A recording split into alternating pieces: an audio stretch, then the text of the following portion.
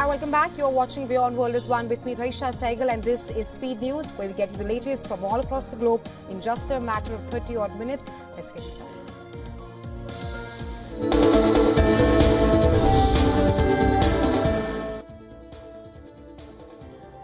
South Korean prosecutors have ordered impeached President Yoon Suk Yeol to appear for questioning by the weekend regarding his alleged role in a failed martial law bid or face possible arrest. And that's according to the Yonhap news agency, which reported that Yoon was suspended from office by Parliament on Saturday and is under investigation for alleged insurrection by the prosecutors and a joint team of Police, Defence Ministry and anti-corruption investigators. The investigation could lead to severe consequences, including possible life imprisonment or even the death penalty for Yoon and some members of his inner circle if found guilty.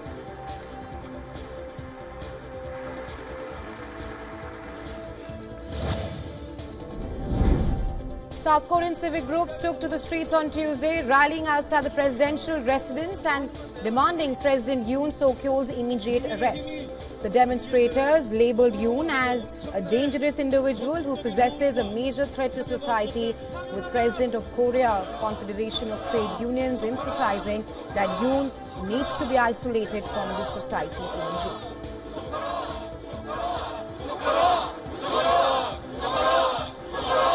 신병 확보와 강제 수사는 뭐 관제를 쳐들어가겠다는 것도 아니고 기자회견 마치고 막아야 될 거 아니에요. 지금 하시려면 지금 뭐 하는 건데요? 지금 왜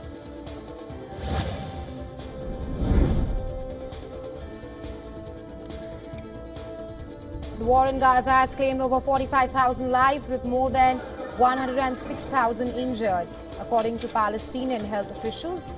This number is expected to be higher due to thousands of bodies buried under rubble or in inaccessible areas. While the Israeli military claims to have killed over 17,000 Hamas militants, but this number is not yet verified.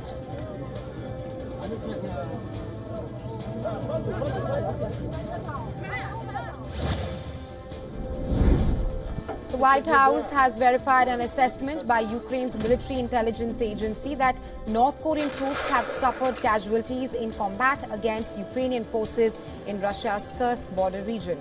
According to Ukraine's military intelligence agency, around 30 North Korean troops were killed or wounded during a battle over the weekend. These are the first reported casualties since the US and Ukraine announced that North Korea had sent 10,000 troops to Russia to help it in the almost 3-year war with Ukraine.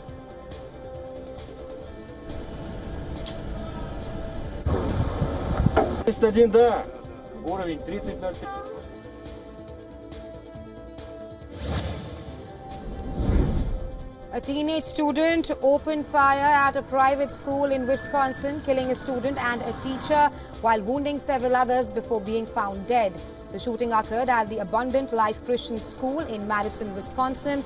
According to Madison police, the shooter, a student at the school, used a handgun and was found dead inside the school by responding officers. The motive behind the violence is still unknown.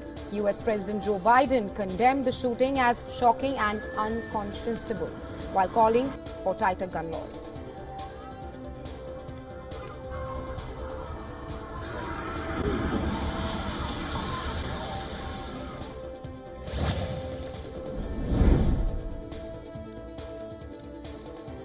US President Joe Biden, First Lady Jill Biden and Second Gentleman Doug Emhoff recently hosted a reception at the White House to celebrate the Jewish holiday of Hanukkah. During the event, President Biden shared his personal connection with Jewish friends, colleagues and supporters, expressing his gratitude for their presence in his life.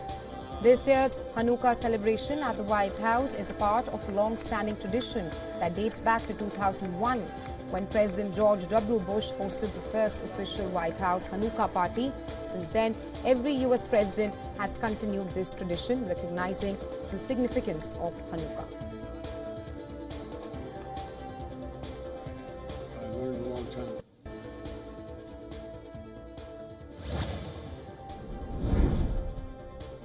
China's Foreign Minister Wang Yi expressed optimism about the potential for cooperation between Beijing and Washington, stating that they can achieve many great things by working together. This comes ahead of the inauguration of US President-elect Donald Trump next month. Wang Yi highlighted initiatives like financial talks and cross-border drug control as examples of successful cooperation between the two nations.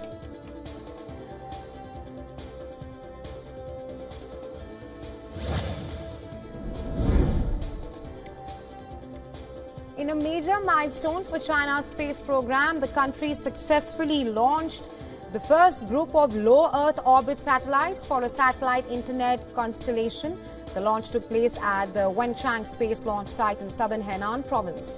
The satellites were launched by a Long March 5B carrier rocket, which propelled the satellites into space. The satellites have successfully entered their preset orbits, marking a major milestone in China's pursuit of the satellite internet constellation.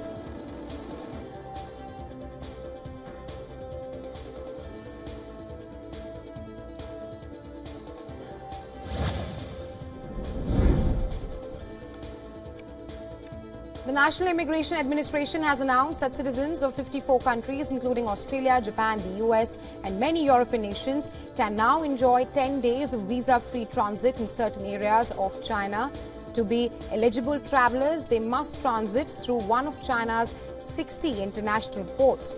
This new policy offers a convenient opportunity for visitors to explore China's cities, culture, and landscapes without the need for a visa.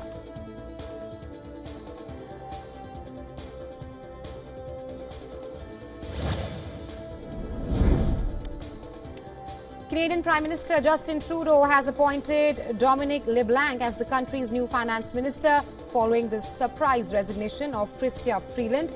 LeBlanc, a long-time ally of Trudeau, has pledged to tackle the pressing issues facing Canadians, including the rising cost of living. He also vowed to work closely with incoming US President-elect Donald Trump on key economic and border security issues.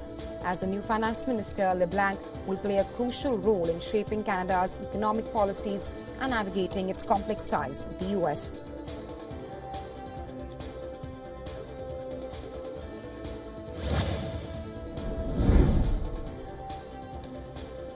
The UK government has given the green light for the sale of Royal Mail's parent company, International Distribution Services, to Czech billionaire Daniel Kretinsky's EP Group. The $4.6 billion takeover marks a major milestone in the 500-year history of Royal Mail, which was once a king's private service. The deal, which was agreed upon in May, has been awaiting approval under national security laws due to the importance of the postal service in the UK. The takeover is expected to be completed early in 2025, subject to shareholder approval. While some have expressed concerns that the deal could lead to price hikes and reduced services, others believe it could bring much-needed improvements to the struggling postal services.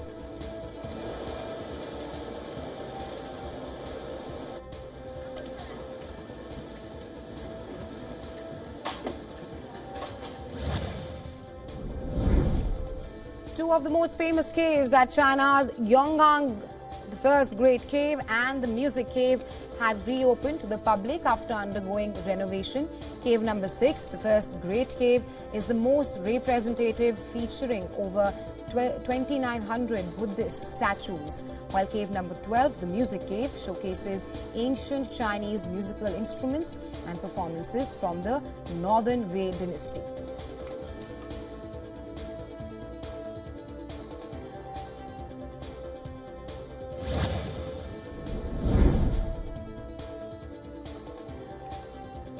Prosecutors in Bolivia have requested an arrest warrant for former President Evo Morales in connection with a sexual abuse investigations.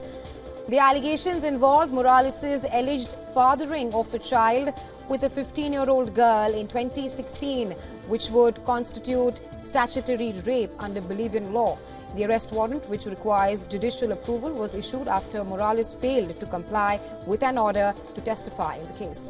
Morales has denied any wrongdoing and accused his successor, Luis Arce, of conspiring against him.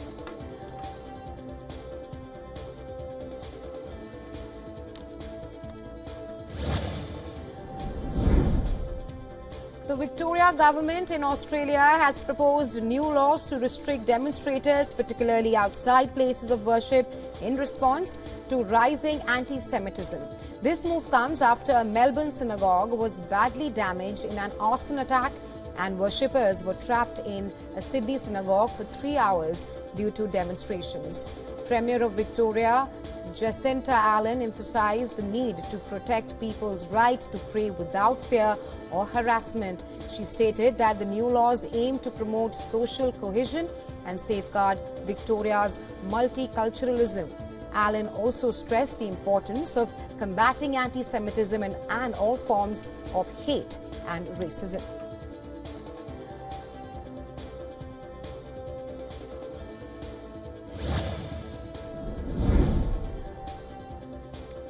A massive magnitude 7.3 earthquake hit off the coast of Vanuatu Island in the Pacific. According to the U.S. Geological Survey, the quake struck at a depth of 57 kilometers, approximately 30 kilometers west of Port Vila, which is the capital city of Vanuatu. The jolt was followed by a magnitude 5.5 aftershock near the same location. The Pacific Tsunami Warning Center said the threat of a tsunami caused by 7.3 magnitude quake of Vanuatu has passed.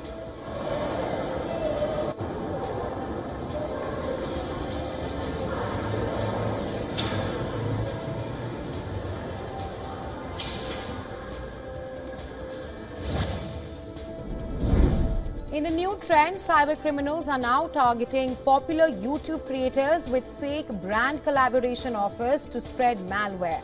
According to cybersecurity firm CloudSec, the malware is often disguised as a major document such as contracts or promotional materials and delivered through password-protected files hosted on platforms like OneDrive to evade detection. Once the access is gained, the malware installs itself on the victim's system, often stealing data. Experts urge YouTubers and online influencers to be cautious of unsolicited emails and attachments.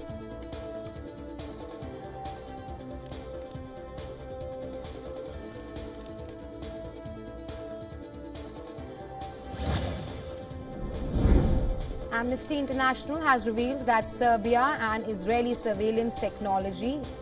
used an Israeli surveillance technology to spy on journalists and activists.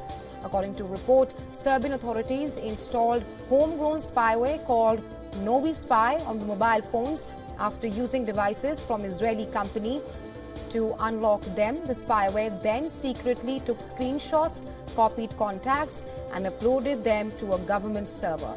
Amnesty's findings include testimony from activists who noticed suspicious activity on their phones after meetings with Serbian officials.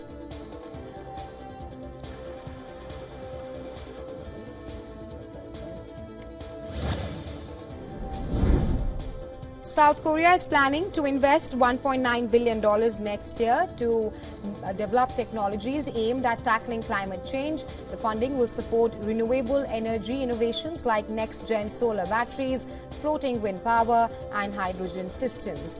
This investment is a part of South Korea's 10-year plan to reduce greenhouse gas emissions by 40% by 2030 and reach carbon neutrality by 2050. The government also plans to assess climate change impacts on ecosystems and food production as a part of its strategy to achieve carbon neutrality across multiple industries.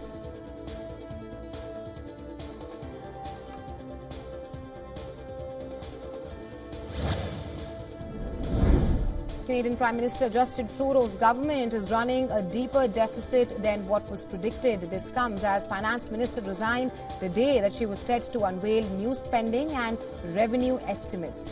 She accused Trudeau of costly political gimmicks and failing to keep the fiscal powder dry ahead of Donald Trump presidency. That is, in the economic statement ultimately released late on Monday, the government blamed last year's larger shortfall for higher than expected indigenous liabilities.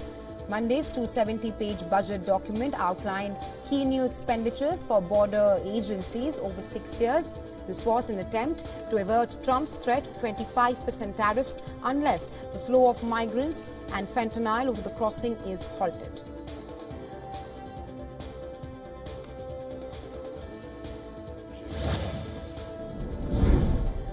Gold prices hold steady as traders remain cautious ahead of interest rate decisions by major central banks, including the Federal Reserve. Bullion traded nearly $2,650 an ounce after notching a modest gain in the previous session as investors passed mixed U.S. data activity at U.S. service providers is expanding at the fastest pace since October 2021.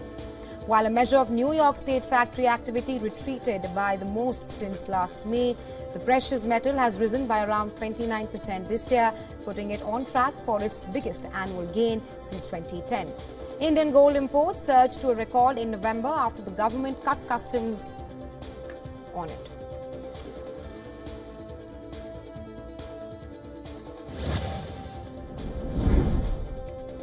Chinese Premier Li Qiang urged government officials to swiftly carry out key economic tasks for the coming year. This comes after top leaders signaled strong stimulus for 2025. Li said ministries must be proactive and act as early as possible in executing plans set out at the Central Economic Work Conference. Policymakers last week pledged to ramp up economic support next year, including measures to stimulate domestic consumption. China will adopt a moderately loose monetary policy, the first shift in stance in about 14 years, along with more proactive fiscal tools. This comes as the country is bracing for a possible trade war with the US when Trump takes office.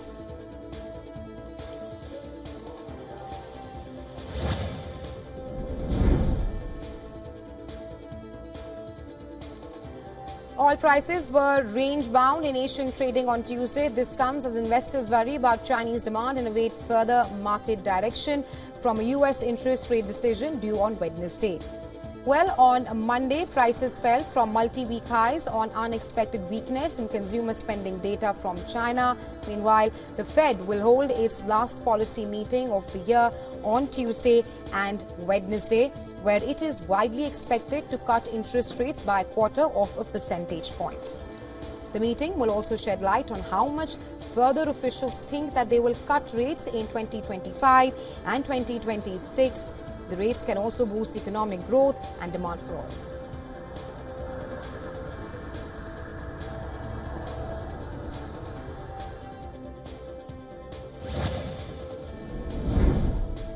UEFA has approved a prize money pool of $43 million for the Women's Euro 2025 tournament. This is a 156% increase from the $16 million allocated for the previous edition. The winning team could earn up to $5.3 million compared to the $2.1 million that England pocketed as the 2022 champions.